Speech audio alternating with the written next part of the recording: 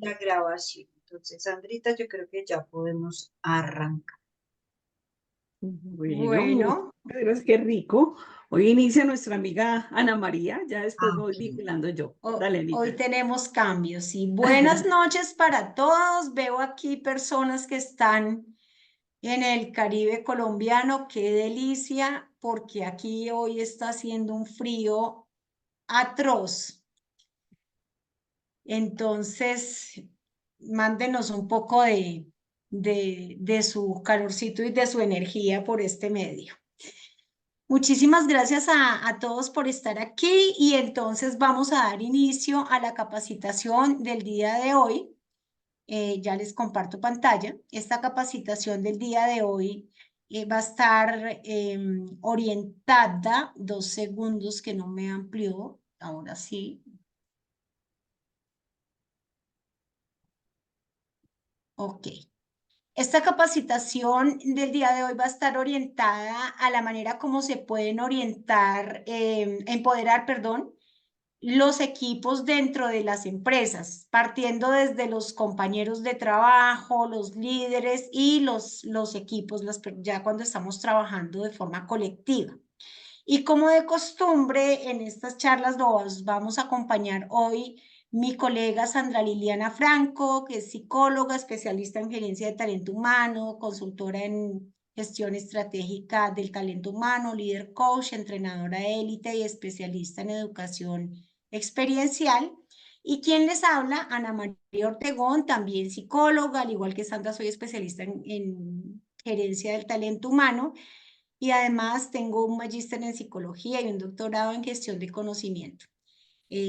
Trabajo también en temas de desarrollo de competencias blandas, soy consultora, docente universitaria, capacitadora y mentora de propósito de vida. Y hoy vamos a compartir con ustedes entonces algunos aspectos relacionados con los equipos de trabajo. Sandrita me va a estar, en la primera parte seré yo quien vaya presentando algunos conceptos y en la segunda parte Sandra será quien presente conceptos y en todo caso en este momento me va a ayudar también a estar atenta del chat, de cualquier comentario, de cualquier observación que ustedes puedan tener. Así que si tienen preguntas de lo que estamos presentando, inquietudes, comentarios, bien pueden dejarlos en el chat que Sandra va a estar muy atenta para que yo pueda hacer eco de ellos. Los micrófonos, como saben, están cerrados, pues para evitar algunas interrupciones que a veces porque se les activan los micrófonos y tenemos ruido de entorno que puede ser, digamos, dificultar la capacitación. Bien, entonces, siendo 9:07, arrancamos con el objetivo de este curso que básicamente está orientado a comprender la necesidad de alineación y de articulación que debe haber entre las personas, los equipos de trabajo y el liderazgo que se ejerce al interior de las organizaciones, de forma tal que se puedan empoderar del logro de los objetivos que ustedes se plantean en sus empresas, sean estas micro, pequeñas, en fin, del tamaño que sean, pero que siempre tengamos en cuenta que las organizaciones tienen pues unas dinámicas y unas formas de interacción que facilitan el logro de objetivos. Vamos a trabajar entonces alrededor de 3 grandes bloques temáticos que son la contribución del trabajo colaborativo, cómo es que ocurre esa contribución, las conexiones que se dan al interior de la empresa y también de la empresa con el entorno en el que se mueve, y cómo eso hace que el liderazgo cambie, que el trabajo en equipo también se transforme y que las personas se vean también retadas a transformarse en la cotidianidad y de manera permanente. Y finalmente vamos a trabajar algunas de las disfunciones o problemas que tienen los equipos de trabajo y a darles algunos tips de cómo abordar esas disfunciones para que cada vez esos equipos de trabajo puedan desempeñarse de la mejor manera y sobre todo cuidar las relaciones entre los participantes del equipo.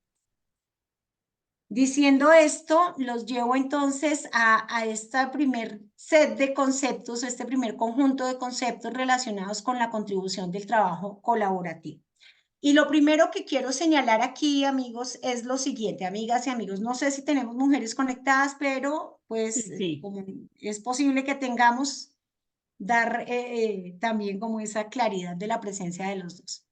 Entonces, ¿por qué es necesario el trabajo colaborativo en las empresas? Básicamente, lo que nosotros, digamos, queremos enfatizar es que todas las empresas están constituidas por personas. No importa si son pequeñas o si son grandes, todas tienen personas. Y esas personas están interactuando permanentemente entre sí. Hay un trabajo interdependiente. El trabajo de una persona puede depender de los avances en el trabajo de la otra. Y en ese sentido, las empresas se organizan bajo una estructura que normalmente nosotros conocemos como organigramas, y esas estructuras están diseñadas y pensadas para que las características del talento humano y la forma como ese talento humano se agrupa, pues responda a los objetivos de la organización. En ese sentido, los organigramas y las estructuras organizacionales lo que nos muestran es las necesidades de personal que tiene una organización, y también pues van dejando claro que es necesario pensar en otro tipo de recursos estratégicos para el logro de esos objetivos. Pero básicamente tenemos personas y tenemos a esas personas organizadas dentro de un organigrama. ¿Esto para qué nos sirve? Pues para coordinar el trabajo que ellos realizan en sus diferentes roles, que esas personas realizan para coordinarlo, para organizarlo y para dar cuenta del conjunto pues, de normas y de políticas que tiene una organización. Todas las organizaciones las tienen unas normas, tienen unas políticas que permiten que las personas que están allí trabajen de determinada manera para cumplir con los objetivos de la empresa. Y generalmente esas normas, esas políticas y esa forma de organización, pues está en cabeza de unos líderes. Por eso también se habla de liderazgo de esos equipos. El resultado que se espera siempre en todo caso es que se alcancen los fines que la organización se ha propuesto. No importa si la organización tiene un ánimo de lucro o si es una organización sin ánimo de lucro. Siempre hay objetivos estratégicos para lograr. Cuando se tiene ánimo de lucro, pues obvio se esperan buenos resultados económicos, pero si no se tienen, si somos fundaciones o asociaciones, pues también se espera que haya unos resultados y que los recursos se aprovechen de la mejor manera. En ese orden de ideas hay una alineación que es fundamental, y esa alineación es, esta es la organización como un gran sistema, digamos, indistintamente de su tamaño. Pensemos que es una empresa pequeña de 10 trabajadores o que es una empresa más grandecita de 50 o una empresa de 200. En todo caso, es clave que las organizaciones tengan muy claro el norte hacia el cual van y qué es lo que las guía, es decir, que piensen en su propósito como organización. Y esto implica que cada empresa reconozca que la organización trabaja para algo, y ese para algo no es necesariamente para generar una rentabilidad, trabaja para contribuir en la satisfacción de necesidades o en la solución de problemas. Eso es importante que la empresa lo tenga muy claro. Yo, ¿qué es lo que estoy haciendo? ¿Para qué trabajo? Y el siguiente elemento es qué es lo que los clientes necesitan y quiénes son esos clientes. Es el otro elemento clave que debemos tener claro dentro de las organizaciones. Yo, ¿para qué trabajo? ¿Quiénes son mis clientes? ¿Qué necesitan esos clientes? ¿Qué problemas tienen esos clientes? ¿Qué necesidades tienen para saber yo cómo les ayudo a resolverlos? Y finalmente, reconocer que cada empresa o cada organización hace parte de un mundo que está buscando, en general, pues que cada vez podamos vivir mejor, con más bienestar. Es decir, las empresas, sea que produzcan bienes o servicios, pues están poniéndose al servicio de los usuarios, de los clientes que las buscan, ¿no? Esa claridad de cuál es el mundo en el que queremos estar y qué es lo que las empresas buscan hacer en ese entorno en el que se mueven, pues es fundamental. De hecho, se habla de la responsabilidad social de las empresas, de la manera como impactan a sus comunidades, etc. Pero para que esas organizaciones hagan y cumplan con ese propósito, requieren alinear a sus equipos de trabajo. Entonces, esta alineación implica que se reconozca que el trabajo de equipo es vital para la organización, y la pregunta que ahí nos debemos hacer es, ¿el equipo de trabajo es vital para la organización? ¿Por qué? ¿Por qué? qué es lo que ese equipo le aporta a la organización, de qué manera ese equipo contribuye para que la organización logre su propósito. Otra pregunta que nos hacemos allí es si el equipo de trabajo, si este equipo de trabajo, llámese equipo de finanzas o equipo de calidad o equipo de producción, si este equipo no estuviera aquí dentro de esta empresa, la organización, ¿qué tendría que hacer? ¿Esto qué nos demuestra? Pues que los equipos tienen una razón de ser dentro de las empresas.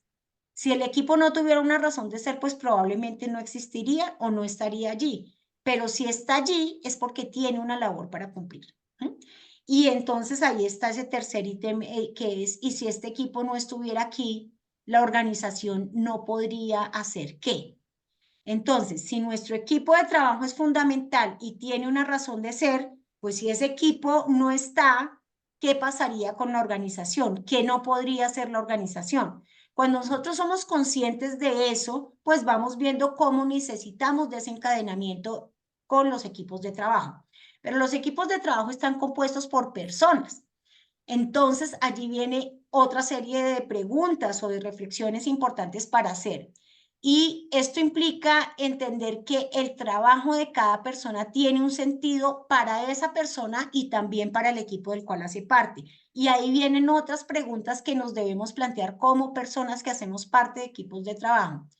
La primera de ellas es, ¿por qué existe mi trabajo? Y poder responder con tranquilidad, mi trabajo existe porque agrega valor o aporta al equipo en tal sentido, o aporta a la organización en tal sentido. Mi trabajo es asegurarme de qué. Mi trabajo es asegurarme de que esta formación esté bien diseñada, mi trabajo es asegurarme de que todos me entiendan, mi trabajo es asegurarme de estar atenta a que lo que estoy transmitiendo sea claro para ustedes. Así, cada persona se preocupa o se pregunta, perdón, de qué se debe asegurar en la realización de su trabajo. Y la otra pregunta clave acá es, si yo no estuviera aquí, como parte de esta organización y de este equipo, lo que no pasaría, ¿qué es? Eso lo que demuestra es cuál es el aporte que yo le estoy haciendo a la organización. Si yo no estuviera acá, lo que no pasaría es que ustedes cuenten con una serie de información clave sobre los equipos de trabajo. O lo que no pasaría si yo no estoy aquí es que la organización cuente con una planeación de una tarea o con un cronograma claro o con el desarrollo de una actividad que es fundamental para que la organización o la empresa cumpla con lo que tiene que cumplir. Si yo soy un pintor o un soldador y no estuviera aquí, ¿qué pasaría? Pues que la empresa o este proyecto pues no tendría con quién cumplir esa labor que es tan importante en el proyecto con el que se ha comprometido. Entonces, esto es toda una alineación, una articulación permanente y estas personas que trabajan dentro de la organización, como les decía al comienzo, están organizadas dentro de una determinada estructura, ¿cierto? Que llamamos normalmente organigramas y que seguramente ustedes, los que tienen empresas, lo tienen diseñado, probablemente otros no lo tienen diseñado, pero han visto los organigramas de empresas. Entonces, acá, cada forma en que una organización se organiza y se estructura, como define su organigrama, pues va a definir unas formas de relación diferentes. Y ustedes ven esta imagen aquí y les voy a mostrar otra, que es esta otra imagen que no quiere salir de acá. Y les quiero preguntar rápidamente que contesten ahí en el chat, ¿qué les sugiere la imagen de la izquierda en términos de la forma en que se relacionan las personas? Cuando ustedes ven ese estilo de organigrama, ¿qué es lo que se pueden imaginar de la manera como las personas se relacionan? Escríbanlo allí rápidamente en el chat. Si hay una o dos respuestas, Sandrita, como No, para ir revisando. no aparece nada todavía, no nos han ¿Todavía no? contestado. Ok. No. Los primero, imagínense qué aparece, qué se imaginan en una organización que tiene una cabeza, digamos que es como el máximo jefe, que de ahí, Centralizada, nos ok, dicen, con una relación de jefe subalterno. Perfecto. Esas dos cosas aparecieron. Ok, perfecto. Entonces, fíjense que si yo tengo un organigrama diseñado como el que está a la izquierda, pues tengo una organización que es jerarquizada, que tiene una persona, que tiene unas personas en unos cargos de jefaturas y que hay unas relaciones de subordinación muy claras, ¿cierto? Estructura rígida y centralizada, nos dicen también. Exactamente, hay una estructura más rígida y centralizada normalmente en la cabeza de esos jefes.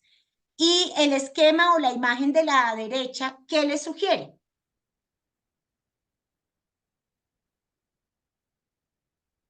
De pronto aparezca algo, te dejo saber. Ok.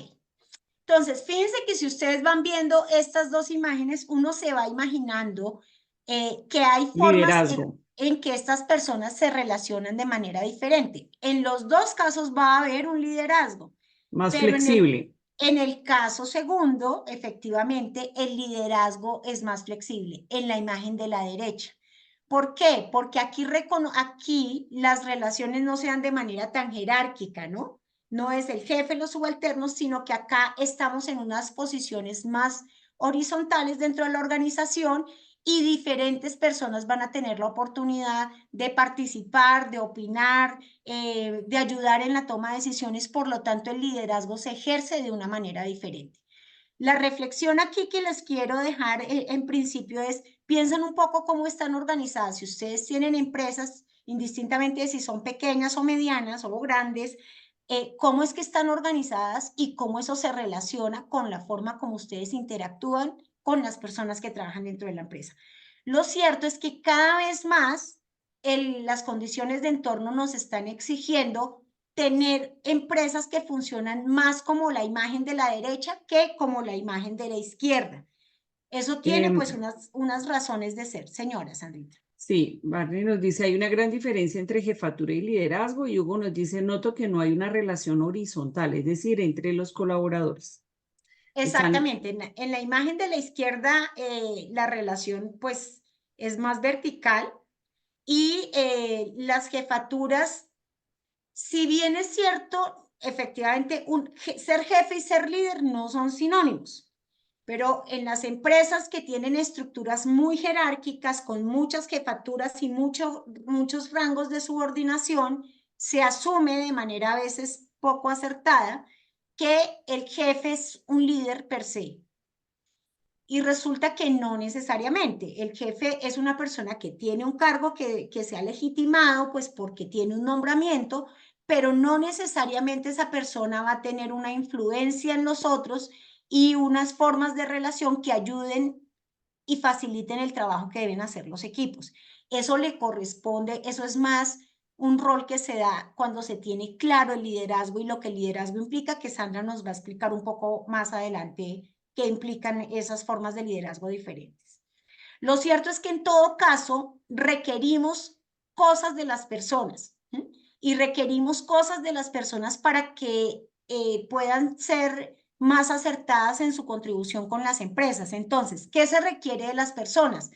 Requerimos que las personas tengan un saber ser, un saber hacer y un saber estar.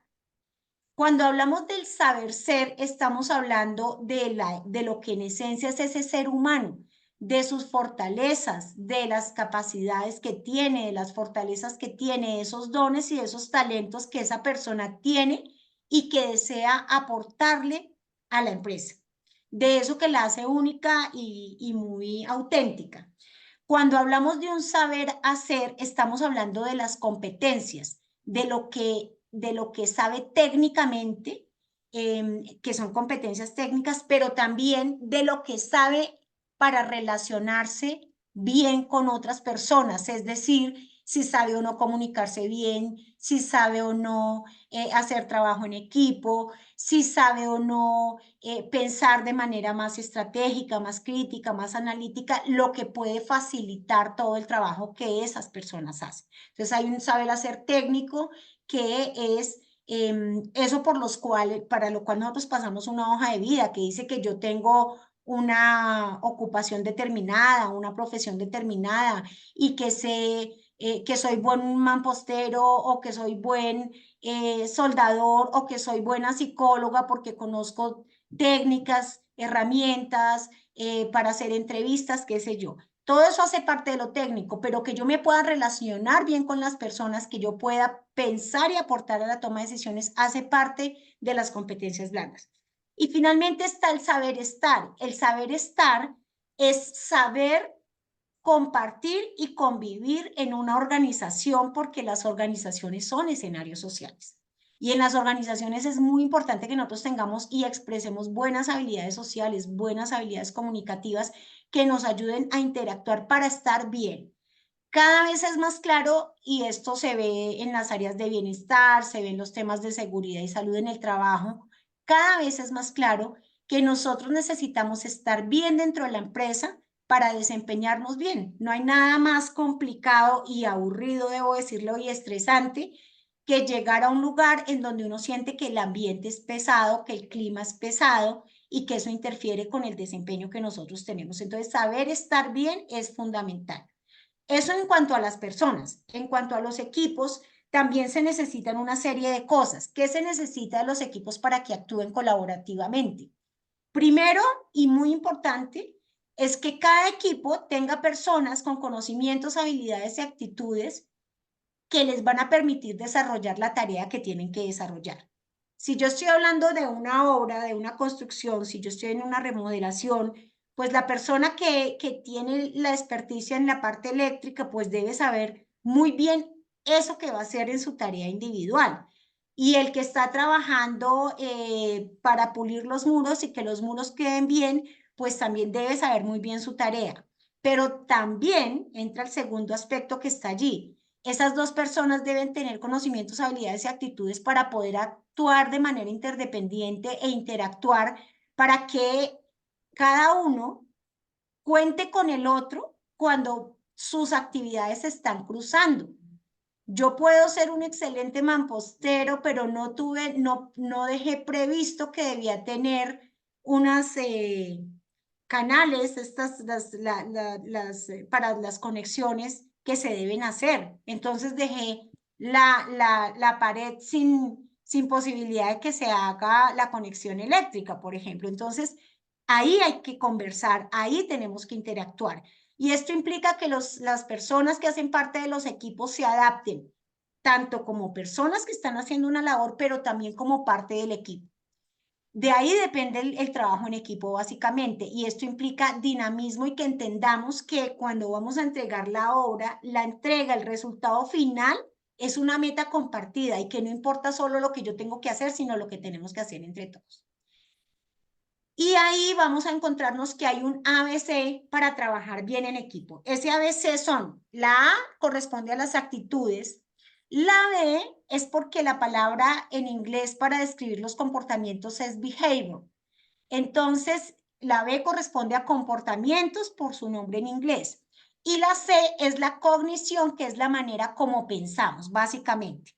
Y cada uno de ellos tiene elementos específicos. Entonces, en actitudes, ¿yo qué actitudes debo poner en juego para que el equipo trabaje bien? Uno, debo estar orientada al equipo, me debe importar lo que pasa en el equipo. Debo estar atenta a qué requieren mis compañeros y eventualmente qué ayuda pueden necesitar de mí.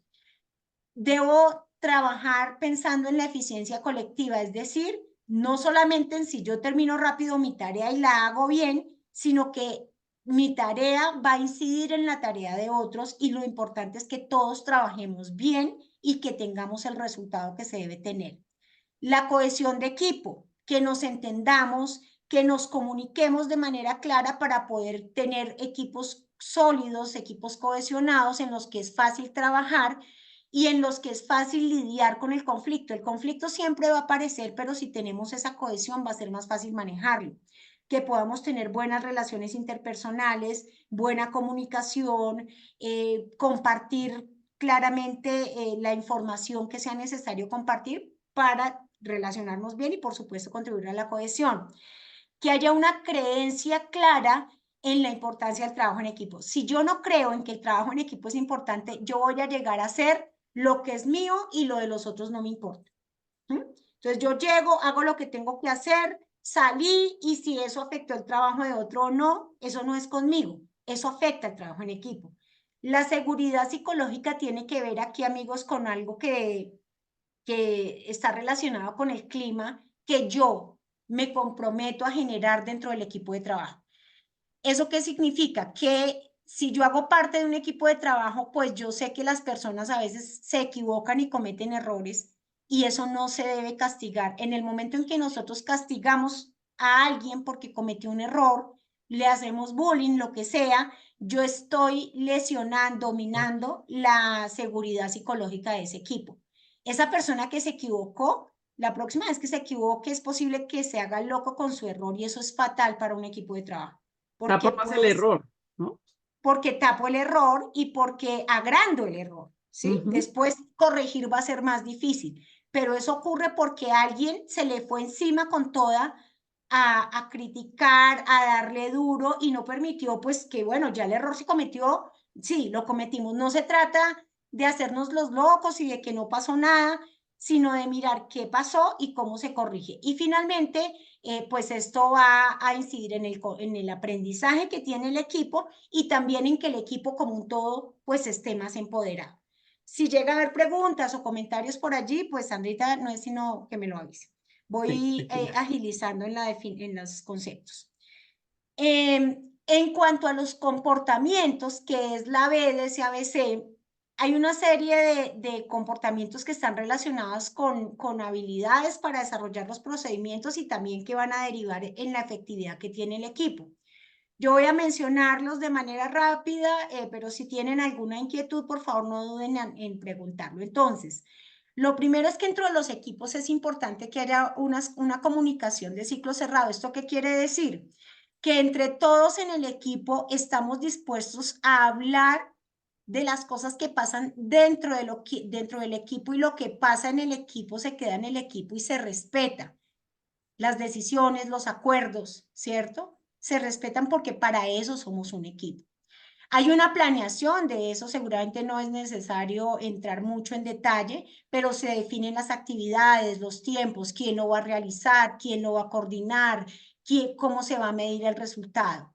Hay intercambio de información en el sentido de que yo necesito saber qué está haciendo mi compañero, cómo lo está haciendo, qué sabe él que pueda ser útil para mí y trabajar alrededor de las cosas que nos están generando dificultad en una tarea determinada, pues hace que tengamos que intercambiar información y que podamos ser generosos con esa información. Es importante no guardarnos la información porque eso dificulta el trabajo de otros.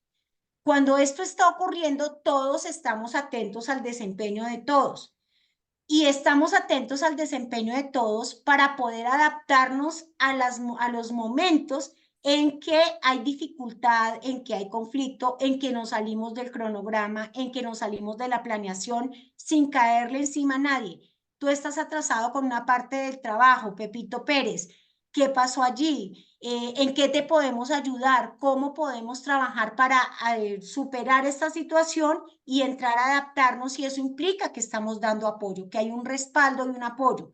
Y por supuesto que hay unos líderes, que no necesariamente es uno solo, pero que son personas que se toman la vocería. Si hay un líder formal, una persona que es coordinadora de equipo, por supuesto, ya va a estar atenta, pero hay otras personas que también lo pueden hacer, a estar pendientes de quién necesita ayuda, de cómo contribuimos en la solución y en la adaptación a una situación difícil y que están pendientes de cómo se pueden detectar y solucionar los problemas a tiempo. ¿Por qué? Porque antes ya estuvieron monitoreando el desempeño y el trabajo de cada uno. Esto implica, por supuesto, que hay una gran asertividad, es decir, que se trabaja bien en relación con las tareas que tenemos, aun cuando haya falencias y cuando haya errores, pero como estamos atentos a solucionar problemas, pues podemos ser muy pertinentes a la hora de responder ante una situación, digamos, de azar o de dificultad. En ese proceso la retroalimentación es permanente y es permanente porque antes ya hablamos de que nos estamos monitoreando mutuamente. Si vemos que algo no está funcionando bien, estamos en capacidad como equipo de decir, acá hay una alarma, estamos atrasados en esto, esta parte no está funcionando bien, ¿qué podemos hacer? Y se da esta retroalimentación permanente que nos ayuda además en la gestión y en la resolución de conflictos para que podamos realmente poder decir que estamos siendo coordinados en las estrategias que implementamos. Si todos estos comportamientos se cumplen, vamos a tener efectividad en el equipo. Cuando Sandrita entre a hablarles de las disfunciones de equipo, vamos a ver que no siempre son así todas bonitas como se ven en el gráfico, sino que hay dificultades y Sandra nos va a guiar en cómo solucionar algunas de esas dificultades. El tercer componente es el conocimiento. Cognición significa conocimiento, es como un término muy técnico, pero es básicamente el conocimiento y la manera como pensamos. Lo cierto es que aquí debemos estar pendientes de varias cosas. La primera de ellas, de las que quiero mencionar, es cómo es que analizamos los problemas y cómo generamos unas lógicas para analizar los problemas o un modelo o una metodología para analizar los problemas que nos permita cada vez ser más precisos. Cómo podemos comprender que hay personas que tienen una manera de pensar o un modelo mental determinado y que ese modelo mental pues va a incidir en la forma como solucionamos los problemas. Entonces, dense cuenta, estamos atentos a cómo solucionamos problemas, pero también a cómo pensamos y cómo cada persona del equipo piensa de una manera diferente, y eso no es un problema. Pensar de manera diferente nos ayuda a entre todos construir soluciones para los problemas y saber quién sabe qué y en qué momento nos puede ayudar. Ese término que aparece allí un poco extraño, que es memoria transactiva y conciencia situacional, tiene que ver con eso. La memoria transactiva, amigos, en términos simples es, yo en mi equipo sé quién sabe qué y cómo puede ayudar a solucionar un problema. Y en ese sentido hacemos conciencia que de acuerdo a la situación que el equipo tiene, pues diferentes personas van a poder aportar de manera distinta y en ese sentido van a ayudar a que la misión del equipo se cumpla dentro de unos objetivos, unas normas y unos recursos que entre todos tenemos, que es el siguiente componente. El otro elemento de esta manera de entender los conocimientos y la experiencia es ser conscientes de que nosotros comprendemos que el equipo se acopla y que como se acopla funcionan como un sistema, ese equipo, pero también que puede ser que tengamos relación con otros equipos y que por lo tanto nos acoplemos no solo a la necesidad del equipo pequeño, sino a las necesidades de otros equipos que ayudan a que la organización cumpla con lo que tiene que cumplir. Y finalmente están las reglas que nos ayudan a que haya un emparejamiento, un buen case entre los problemas, las necesidades y las soluciones. Todo esto tiene que ver con poner al servicio de nuestras actividades conocimientos y experticia o experiencia muy puntual que nos ayuda a solucionar problemas. Y que tiene que ver con nuestros modelos de pensamiento. Para promover la sinergia y el rendimiento del trabajo de un equipo, entonces hay que tener varias cosas en consideración. Una es que haya roles y responsabilidades claramente definidas, es decir, que cada persona del equipo sepa qué es lo que va a hacer, que esté atento a cumplir con su función y que esté atento a saber cómo su función le aporta a otro compañero, porque ahí está la interdependencia. Dos, fomentar la confianza. Eso significa que vamos siempre a procurar construir un ambiente de trabajo que nos dé seguridad, que nos podamos sentir tranquilos expresando nuestras ideas, nuestras opiniones, nuestras soluciones, y que estemos abiertos a entender que cada uno puede expresar opiniones diferentes y ver cómo esas opiniones ayudan a la construcción del trabajo en equipo o a la solución de problemas.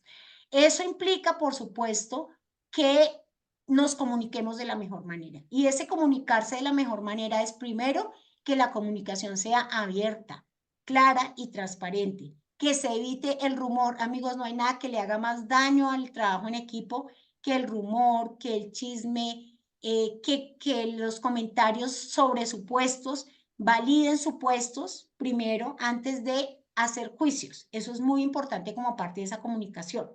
Lo siguiente es promover la diversidad, es decir, reconocer que cada persona que trabaja en el equipo tiene sus características y que esas características pueden ser diferentes de las mías, puede ser que haya algunas similares, pero básicamente en la diferencia y en esa diversidad está la oportunidad de construir soluciones mucho más poderosas. ¿Por qué? Porque estamos viendo desde perspectivas diferentes la misma situación.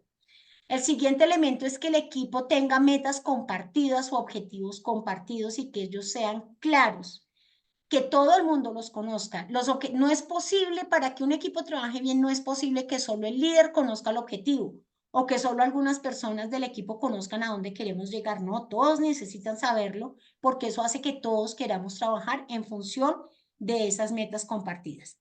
El siguiente elemento es el intercambio de conocimientos, que ya de alguna manera lo hemos mencionado, y es que si sabemos cuál es la meta común, sabemos que cada persona tiene una función y sabemos que van a surgir problemas, como siempre surgen en la realización de actividades, intercambiar conocimientos nos va a ayudar a solucionar más rápidamente esos problemas. Aceptar la retroalimentación, lo cual implica pues que yo pueda recibir críticas constructivas y emplearlas para mejorar mi trabajo. Si a mí alguien me está diciendo, óyeme, mira, tuviste una falla en este sentido, ¿cómo crees que se pueda trabajar? ¿Cómo crees que se pueda mejorar? Hacia allá debo orientarme y sentir que la crítica no es un ataque personal. Obviamente también debo aprender a dar esa retroalimentación sin pretender atacar de manera personal a nadie.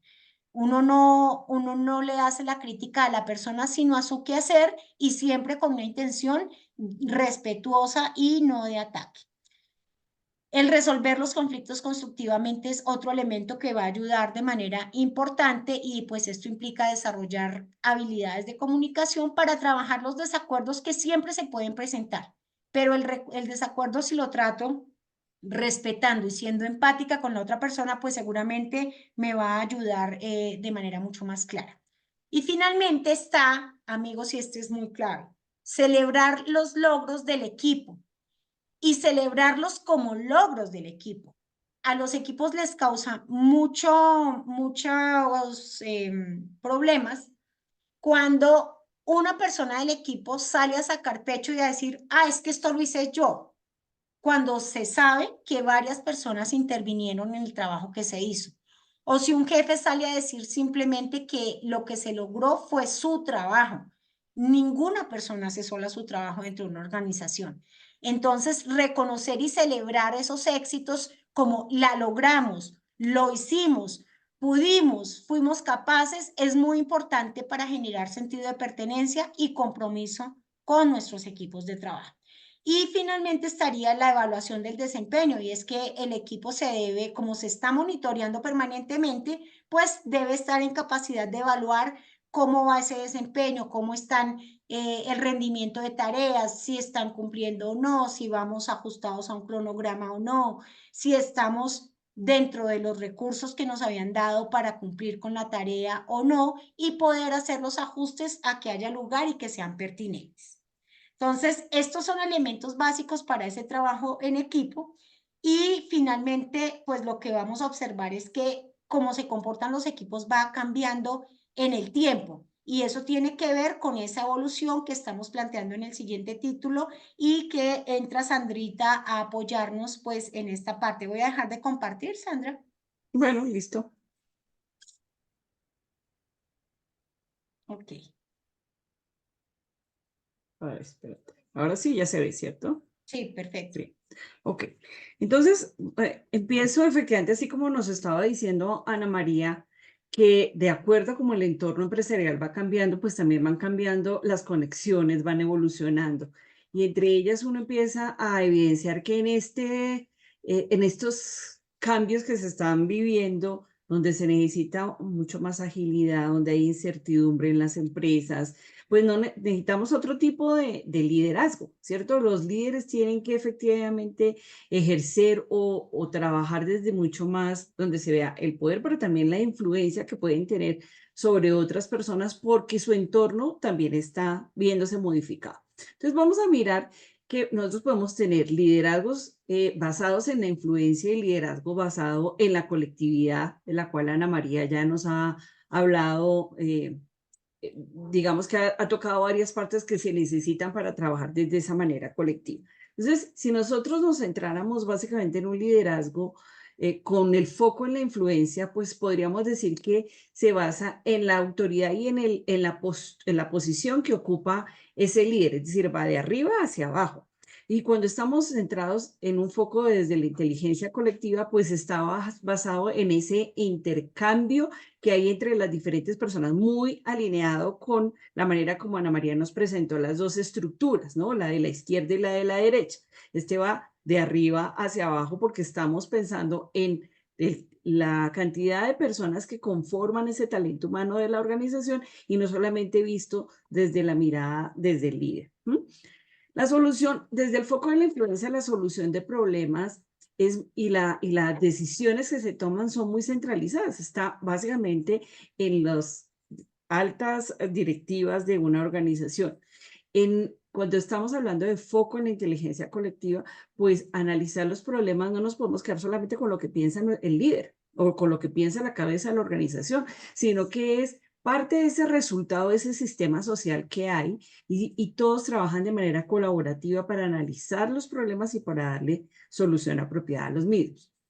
Las relaciones, ¿cómo se dan? Se dan en el foco de la influencia, se dan digamos que en doble vía, sí, es decir, desde el líder hacia sus colaboradores y se espera que los colaboradores respondan de alguna manera en ese proceso de relación, pero se ve mucho más amplia cuando estamos centrados en la inteligencia colectiva, porque son de interacción múltiple. Allí no solamente está el líder con el colaborador, sino entre colaboradores, entre líderes, y no solamente entre líderes de su mismo equipo, sino líderes de otras áreas y colaboradores de otras áreas. Hay una interacción lineal en el foco de la influencia, es decir, como que se sabe que hay un paso a paso, un orden que se debe seguir. En el foco de la inteligencia colectiva uno podría decir que no es tan lineal, dado que hay una interacción múltiple, pues esa interacción efectivamente se está dando entre diferentes personas, diferentes áreas. Reflexión sobre la creatividad y el aprendizaje nos aparece en el foco de la influencia, mientras que cuando nos centramos en un foco en esa inteligencia colectiva, estamos hablando de acciones donde los aprendizajes son mucho más creativos, mucho más que se adaptan de alguna forma a la interacción que está sucediendo en ese instante. Es decir, lo que yo estoy pensando versus lo que están pensando otras personas que hacen parte del equipo, pues es lo que ayuda a que efectivamente las acciones de aprendizaje sean cada vez mejores y mayores. Se resuelven problemas estructurados, es decir, de esos problemas que uno ya sabe el paso a paso que debe seguir para darle solución al mismo.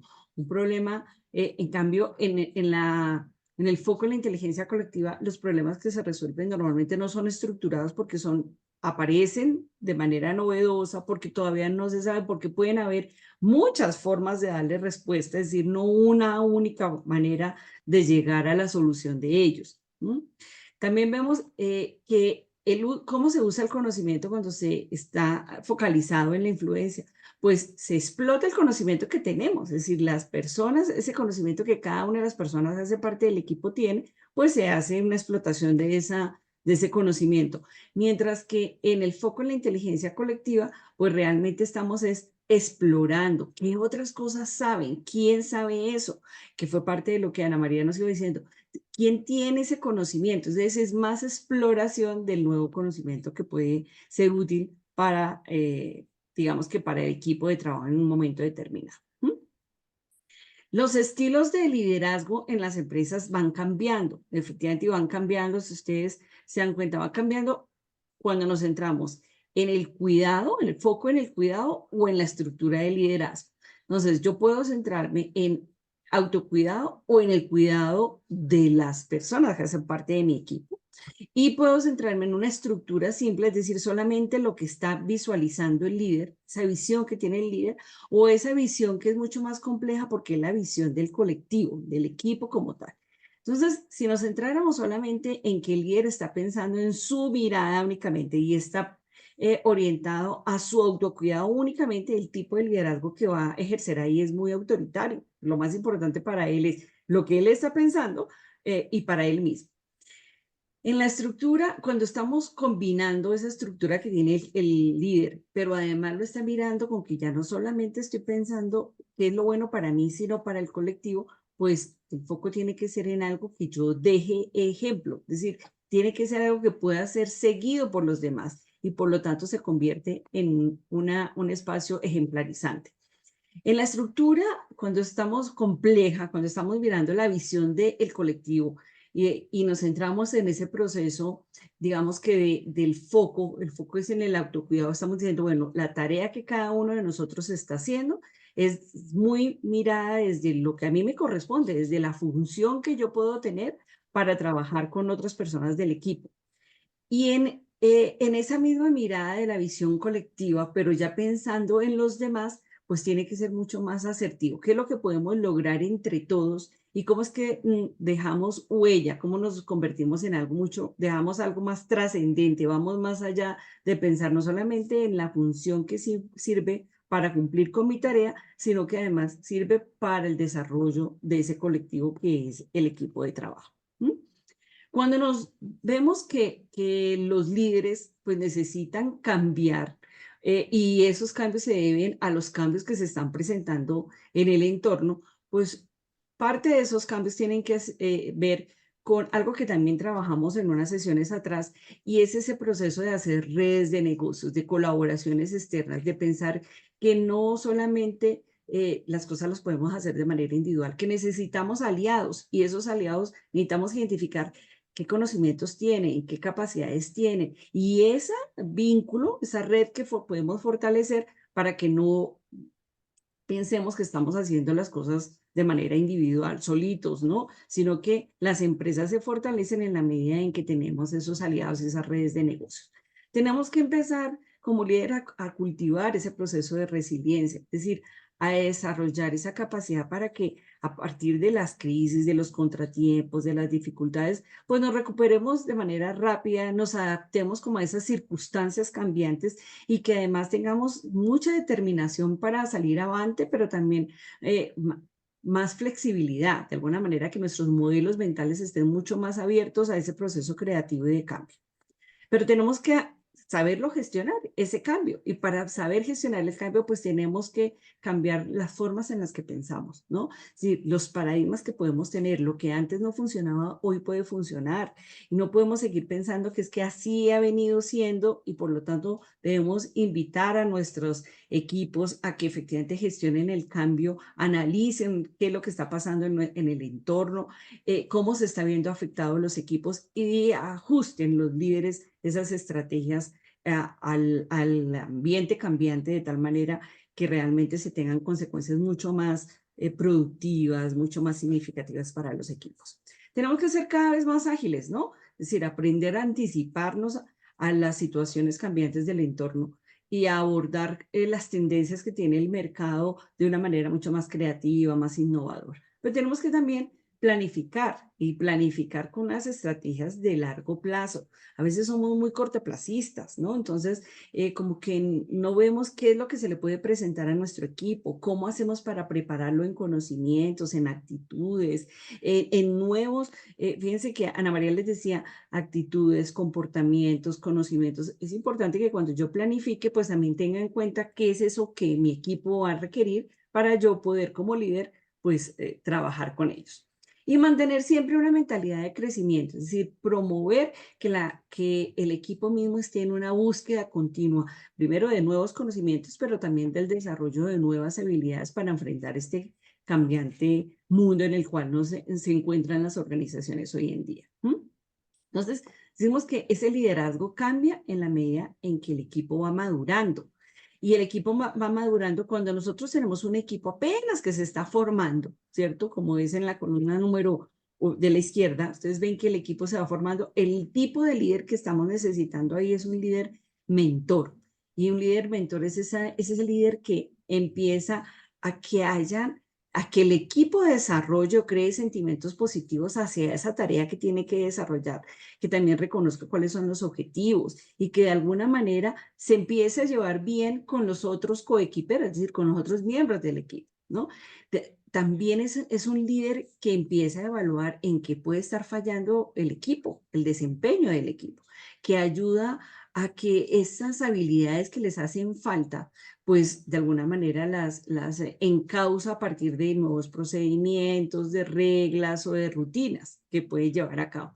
Y reconoce y retroalimenta a las personas de manera individual porque ahí apenas se está formando el equipo. Cuando ya, digamos que el equipo va avanzando en su desarrollo y ya tiene claras esa definición de roles y de tareas, cada uno sabe lo que le corresponde hacer como miembro de ese equipo, pues el líder que tiene que aparecer, las características de ese líder es de un líder instructor, es decir, un líder que empieza a retar al equipo y a desafiarlos a que cambien la manera como están pensando y como están enfrentando una situación, que los apoya a esas dificultades que pueden estar teniendo en las tareas que tienen que llevar a cabo, ¿no? Y que con esa red que hablábamos ahora, esa red de negocios, es decir, el crecer en aliados, pues busca que los ayude de alguna manera a ese dominio de tareas o esas dificultades que se pueden estar presentando. Pero también los ayuda a que se estimule la manera como cada uno se autorregula. Es decir, como cada uno sabe lo que tiene que hacer, se hace responsable de ese desempeño propio, pero también de esa interdependencia que tienen como equipo. Y los ayuda a que desarrollen habilidades también de los coequiperos, es decir, que aprendan de alguna manera de lo que el otro también está haciendo y que transmitan aquello que ellos saben hacer muy bien. Cuando van avanzando nuevamente ese equipo y ya se empieza a ver que hay un desarrollo más de equipo, el tipo de liderazgo que debería aparecer allí es un tipo de líder coach, es decir, que cada vez fomenta mucho más la confianza, que genera que hayan oportunidades de tareas, de aprendizaje de tareas un poco más complejas, pues ya confía, ya el equipo se siente mucho más seguro con las otras personas, que estimula que de alguna manera se cooperen entre cada uno de ellos y que de alguna forma haya un acople en las acciones que realizan de manera interdependiente, que promueve de alguna forma también la autoevaluación, es decir, que cada persona pueda decir, bueno, qué hice bien, en qué puedo mejorar, pero también tiene la posibilidad de retroalimentar de manera, como lo decía Ana María, respetuosa, pero también guiada a sus pares, ¿no? Es decir, porque ya tienen una confianza para poderse decir qué podemos hacer de mejor forma, que los ayuda a que se ajusten a los objetivos, a las estrategias y a las tareas, y ayuda en ese proceso de reflexión que tiene que hacer el equipo de lo que aprendieron, de lo que hicieron muy bien o de lo que tienen la posibilidad de hacer mejor. Y el equipo no solamente se va desarrollando, sino que entra en un proceso de mejora continua de ese equipo. Entonces, el tipo de liderazgo que tiene que aparecer ahí es el del líder facilitador. Entonces, si ustedes se dan cuenta, no es que tengamos 4 líderes diferentes, es que en la medida en que nuestro equipo va cambiando, ¿cierto? Porque pasó de formarse a mejorar en el equipo, pues el tipo de liderazgo que se está ejerciendo también tiene que tener unas habilidades, unas actitudes, unos comportamientos y unos conocimientos diferentes que debe poner al servicio del equipo. Entonces aquí aparece ese líder facilitador que desarrolla esa habilidad de autogestión y de mejora continua del equipo. Es decir, que cada uno se haga cargo de su tarea, pero también de cómo ayudan a que el equipo salga avante en ese proceso de interdependencia. Explora qué está sucediendo afuera de ese equipo. Es decir, en el entorno se sale de ese microentorno para entrar a otras áreas, a otros equipos y revisar qué está pasando allí, pero también fuera de la organización, qué está pasando en el contexto, en el sector, ¿no? Busca conocimiento externo, es decir, no se las da como que ya el equipo sabe esto y a partir de ello, con eso lo llevamos adelante, sino más bien qué nuevo aprendizaje requiere mi equipo para efectivamente poder enfrentarse a las situaciones cambiantes del entorno. Adquiere muchas veces insumos para innovar. Es decir, y esos insumos tienen que ver a veces con herramientas, con nuevos conocimientos, pero también con esas habilidades que tiene que desarrollar en ese equipo de trabajo. Comparte el liderazgo, y aquí no hablamos de ese liderazgo de jefatura, el liderazgo jerárquico, sino ese liderazgo donde si yo sé esta tarea, pues ejerzo el liderazgo en este momento para el equipo, pero le doy paso a otra persona del equipo cuando ese liderazgo se tenga que hacer sobre una tarea la cual yo no domino, sino que la domina más otra persona. se toman decisiones no solamente desde la cabeza, esa estructura jerárquica que puede haber, sino más bien desde esa descentralización donde todo el mundo puede estar participando en esa toma de decisiones, donde cada uno se monitorea lo que está haciendo, pero también está monitoreando lo que el equipo está haciendo con el ánimo siempre de entrar en un proceso de mejora. Y se evalúa pues el progreso social y técnico del equipo.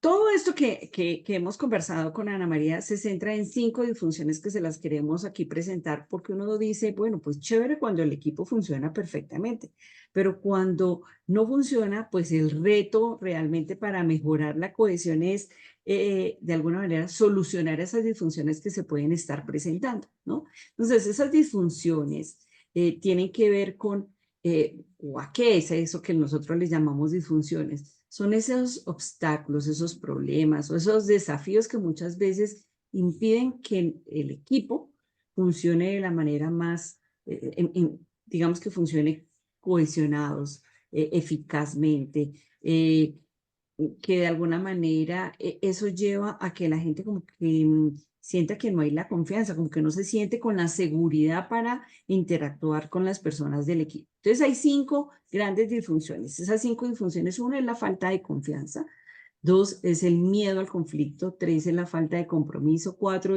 es evitar la responsabilidad y 5 es la falta de atención a resultados.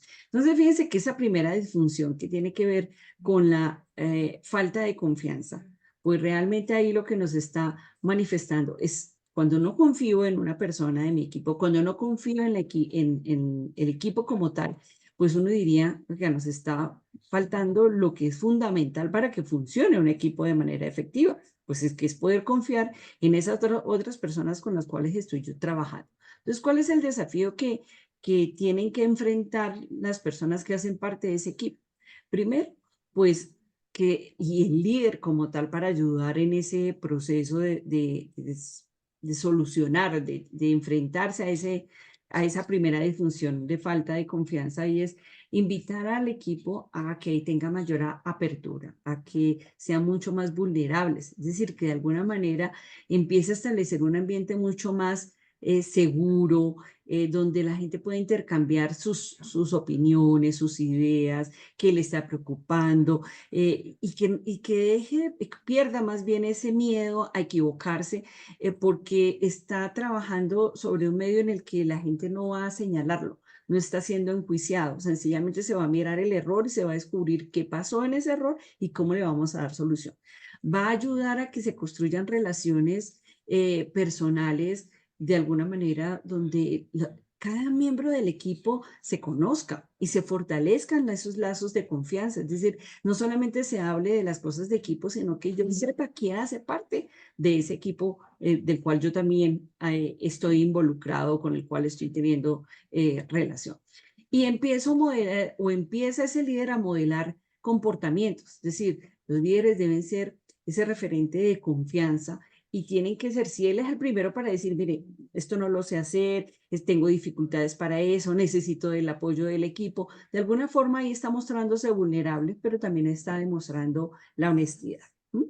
Una segunda disfunción pues tiene que ver con ese miedo al conflicto, que a veces decimos, es que no queremos llevarnos muy bien con las personas, pero tener miedo al conflicto se convierte en muy perjudicial porque realmente cuando hay una discusión y esa discusión puede ser abierta, cuando esa discusión es respetuosa, es que yo pongo sobre la mesa de mi equipo las ideas que yo puedo estar teniendo, pues me ayuda a que las decisiones que yo tenga sean mucho más acertadas, no tengan resentimientos de las demás personas, mientras que si yo quiero evitarlo todo el tiempo, pues muchas veces me quedo callado frente a las situaciones que se están presentando y eso es más negativo.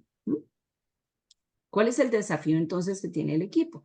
Entonces ese desafío es que yo como líder también empiezo a normalizar el conflicto constructivo, es decir, que el conflicto se haga presente, pero para enseñarle que uno debe tener puntos de vista diferentes, que no es sencillamente decirle a la persona, sí, tienes toda la razón, no, ¿cuál es tu postura para poder llegar a mejores soluciones? Pero también que yo pueda establecer metas, pues al ser normas más bien, en la manera como yo voy a debatir algo, ¿no? Y tengo que definir cuáles son las reglas en las que yo voy a tener una discusión dentro de un equipo, es decir, cuál es la parte de escucha activa que voy a tener, cómo es que yo voy a tener tacto para retroalimentar a la otra persona a partir de eso que escuché.